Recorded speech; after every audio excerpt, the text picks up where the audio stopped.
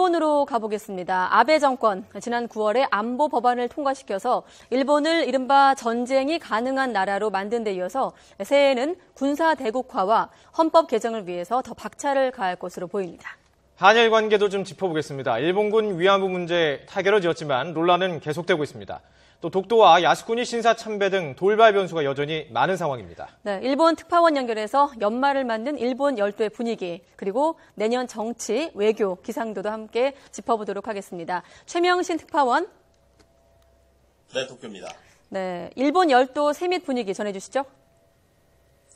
네, 일본의 법정 공휴일은 새해 첫날인 1월 1일 하루뿐이지만 대부분의 기업과 관공사가 이번 주 휴일 체제에 들어갔습니다.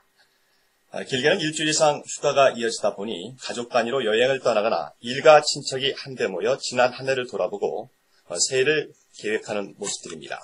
일본에서도 해마다 한 해를 상징하는 한자를 선정하는데요. 올해는 편안할 안자가 선정됐습니다. 지난 9월 일본의 집단 자위권 행사를 용인하는 안보 법안이 대다수 국민과 야당의 반대에도 불구하고 의회를 통과한 게 영향을 미친 것으로 보입니다. 여기에 연초 IS에 의해 일본 언론인 2명이 살해되고 파리 연쇄 타화가 발생하는 등 세계 각지에서 안전이 위협받은 것도 편안할 안자를 뽑은 이유로 보입니다. 네, 그렇다면 새해 일본 어떤 한 해가 될 것 같습니까? 네, 지난해 국민의 반발 속에 국회를 통과한 안보 법안은 3월 말 시행될 예정입니다. 하지만 안보 법안에 대해서는 의원 소송이 줄줄이 예고돼 있는 등 반발이 만만치 않습니다. 그런 만큼 아베 정권으로서는 내년 여름 참여 선거에서 압승을 거두어 아예 헌법을 뜯어고치는 작업에 나설 가능성이 커 보입니다. 중의원에서 3분의 2 이상의 의석을 차지하고 있는 만큼 참여 선거에서도 3분의 2 이상을 확보하면 헌법 개정이 가능하기 때문입니다. 정치권에서는 아베 총리가 재선까지만 가능하도록 한 규정을 3선까지 가능하도록 고쳐서 장기 집권을 노리고 있다는 분석까지 나오고 있습니다. 그렇게 되면 오는 2020년까지 집권할 수 있게 됩니다. 아베 총리는 독주 체제를 완성한 다음 평화헌법 개정에 대한 대국민 설득 작업을 벌여 필승의 과업인 개헌까지 완수하겠다는 구상입니다.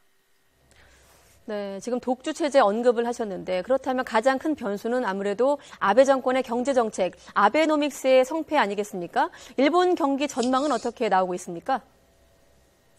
네, 그렇습니다. 아베 총리가 유권자로부터 지지를 받는 가장 큰 원동력은 경기 회복에 대한 기대감입니다.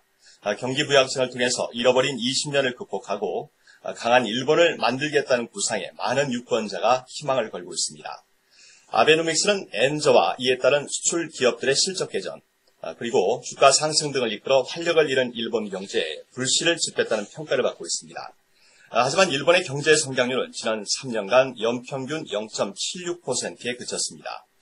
올해도 1%를 밑돌 것이라는 전망이 지배적인데요.